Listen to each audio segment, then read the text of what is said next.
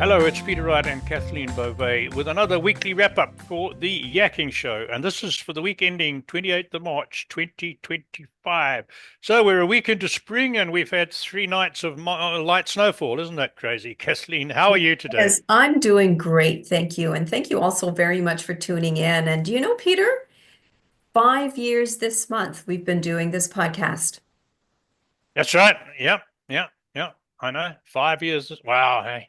And it's been Gee. such a ride and such a great time. So, and thank you all for tuning in with us. We so appreciate it, really, and we're having a blast.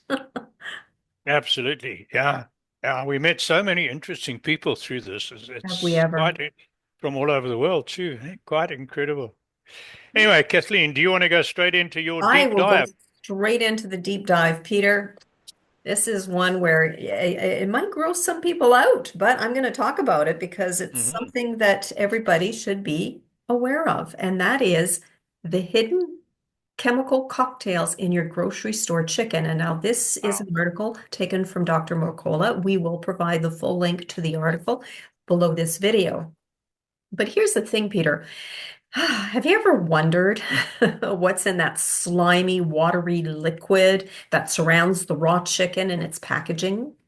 Well, let me tell you, conventional chicken is often soaked in chemical baths, including chlorine solutions to reduce bacterial contamination. By the way, this is a practice that has been banned in the European Union since Hmm. 1997 Wow. but not here in North America. So chlorine washed chicken may absorb chemical residues through its porous muscle tissue, which raises safety concerns, of course. So US regulations do not require processors to disclose the use of chemical washes or antimicrobial treatments Hmm. on chicken packaging, keeping consumers unaware of what their food has been exposed to. Can you believe that? Ugh.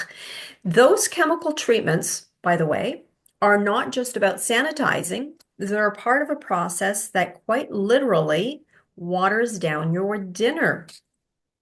The industry calls it plumping or enhancing, sure, which sounds innocent enough until you realize what's really happening. Your chicken is being injected with a cocktail of water, salt, and phosphates that can boost its weight up to 15%.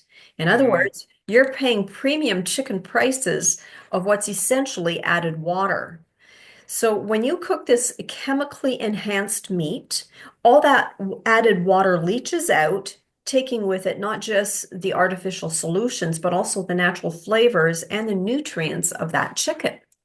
So industrial chicken processing prioritizes speed over hygiene, with some facilities handling, get this, up to 2 million chickens daily. Whew, Hmm. creating conditions that require chemical interventions to compensate for poor sanitation. So, what's the solution?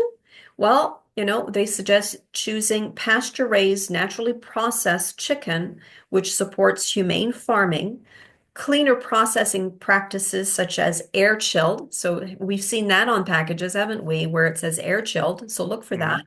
And higher quality nutrition while reducing reliance on chemical interventions. And you know what, Peter? I have to say this because I buy organic beef, organic, say like ground beef, and I have Hmm. noticed that when I go to uh, saute or fry that meat, I am getting probably a cup of water. This isn't grease because I buy extra lean meats, Hmm. but it's like I'm getting like at least a cup of water from a pound of ground beef. And I Really? never used to have that, never. So I don't know what's involved in the organic processing, but something's there. Hmm. I don't know if Hmm. you've noticed that, but No, well, I don't cook. Unfortunately, I have a good lady that looks after me very well. So, in fact, she can't trust me in the kitchen because I tend to make a mess. And so I only cook when I have to, so I don't notice that. But, that's very interesting what you're saying about the chemicals, and that's over and above whatever was put into those chickens when they were still alive, right? well, you know what? I always go for antibiotic free, um, and organic meats as much as possible. And this is why I'm an advocate for local farmers, right? And get to know your local farmers and befriend them Right. because my goodness, they're just wonderful. You just want to know what you're Yeah, getting. because even locally produced chicken, if it's free range, even if it's not classified as organic for whatever reason, is still going to be a lot healthier and have far fewer chemicals and adverse stuff in it, right? Well, you would hope so. I would hope so. Yeah. So yeah, very interesting. Wow. Makes you think, doesn't it, eh? Wow. And So, yes. yeah, well, since we're talking about cleaner food, what better way than to what better segue than to talk about cleaning your body? We do a spring cleaning every year in our houses. Well, what Yep. about spring cleaning your body, right? And I spoke about this last week where I am actually doing Dr. Morse's cleaning, body cleaning. And it's done with tinctures that you add to a little bit of water. So they come like this, where you put some drops in a glass, and then you add just maybe a wee bit of water, and then you take it, and it's not that bad, really. It's not. But I mean, there's, for instance, brain and your nervous system. There's lymphatics. Lymph drainage, which is very important, as well as kidney filtration. So there's a lot of tinctures to help with the support of your lymphatic systems as well as your kidneys. I also take the GI broom, which really helps to clean out your gut. And there's even a parasite micro, which gets rid of, you know how parasites, you have big guys and you have little guys. Well, this stuff will actually get rid of the small parasites and we all have them. Sorry to tell you this, but we all have them. But every now and again, it's good to clean yourself out of that. And we will post a link to Dr. Morse's uh, products below this video. And if you put in Yakking Show in the discount code, you will get a discount on all of his products. So there. Well done. Very good. I've got just you mentioned parasites. I happened to read an article which was on Dr. Yocker's, I think, and he talks about natural herbs that will get rid of parasites as well. But the one statistic that I'd long forgotten was that tapeworms can grow to 10 feet in the human intestine. I knew that they got big. I didn't realize they got to 10 feet. Yeah, they've had 10-foot long tapeworms in humans.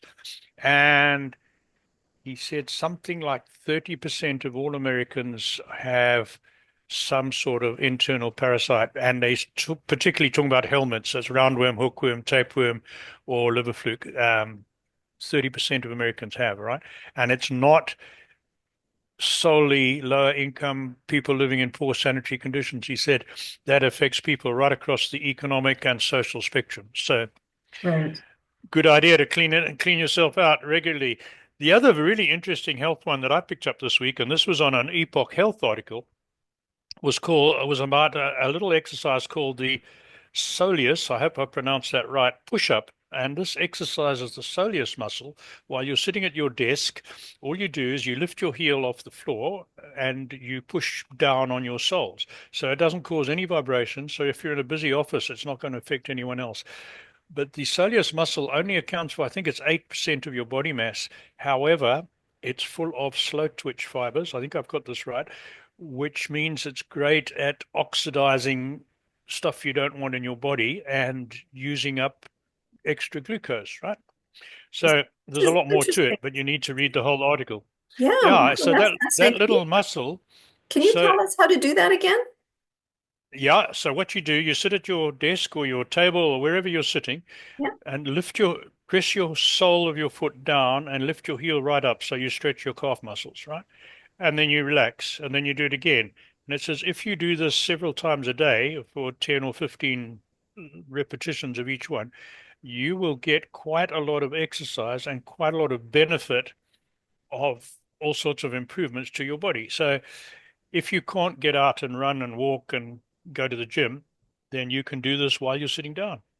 So it's an interesting one. So we'll put a link below in the description. We'll put a link to it. Yeah, I thought that was quite interesting. So it's there's no excuse. Even if you don't have time or the ability to do a lot of strenuous exercise, you can do little things like this. There's a whole lot of other small exercises you can do at home to Right. help you. And because of my advancing age, I am very conscious of not wanting to lose mobility. So I do a whole range of exercises, and one of which is touch toes, touch sky.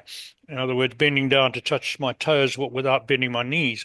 When I first started that a few weeks ago, I struggled to get to my toes. Now I can actually almost flatten the palm of my hand on the floor, right? So Wow, it shows that it helps mobility. for And I sure. think I've told you, I don't want to go on too long, but I think I've told you about the balancing one, where it says when you're in your 20s, you can stand on one leg with your eyes closed for 20 or 30 seconds. By the time you get to 70, you're lucky if you can do 1 second. So I didn't believe it, and I was falling over at three. But I've been doing that exercise for several weeks, and I can now get to 15 seconds on each leg with my eyes closed. So Excellent. goes. All these things help as you get older. Right. Anyway, enough about my exercise stuff. Let's talk about what's happened on the show this week. Unless you've got anything else on health, No, you go Kathleen, or you ahead, don't. Peter. What happened on the show this week? Well, this week being the second week, we did not have a guest. Our last guest was Thea Trussler last week. She was on the 18th, and she trains service dogs to help people who need assistance. And that could be for things like autism, ADHD, or some condition that renders people pretty helpless and they can't get to a telephone, for instance. So the service dogs are trained to react either by bringing them their pills or jumping on their chest or going to get help. Very good episode to watch or to listen to. Coming up next week, we have Logan Wright, my namesake, and his company produces Greco gum, and it's a mastic gum produced from a tree on the island of Chios in Greece. And he talks about all the benefits of a mastic gum, how it exercises your jaws, and there's lots of benefit. So you need to tune into that one. And 2 weeks after that will be Dr. Carol Mentz, who is quite a hot topic. She talks about the best sex ever after menopause. So that's an interesting one for both men and women. That's coming up in 2 weeks after that. I think that'll be on the 15th of April. And there's plenty more guests coming after that. What I did want to mention is a guest we had a few weeks ago, Scott Bucco, my brain mechanic, and he's put out a video with an interview with the mother of one of his patients who he helped recover from traumatic brain injury. And the progress this youngster made is actually incredible. So I would encourage you, if you know of someone or if you've had a traumatic brain injury, to watch that video and also to look at or listen to Scott's episode. And there'll be a link in the description on that one. And I think, Kathleen, that's it as far as interviews and guests and episodes. But let's talk about a book. And I didn't bring my book with me, but the book we're featuring this week is The Cupping Book by Dr. Tom Ingenio, who was on our show last year. And cupping is an ancient practice, healing practice, been around for about 5,000 years from the early Chinese civilizations. And they used to use animal horns, but it's much easier and heat with fire. Nowadays, they use silicone cups and you don't need any fire. And I've done it on my good lady for back pain, and she says she can feel the difference. So it's a really good book. If you want to use this procedure at home, it tells you all about it. So there we are. And that, I think, is it from me, Kathleen. All right. Well, thank you all so very much for tuning in. And until next week, take care, everyone. Bye bye.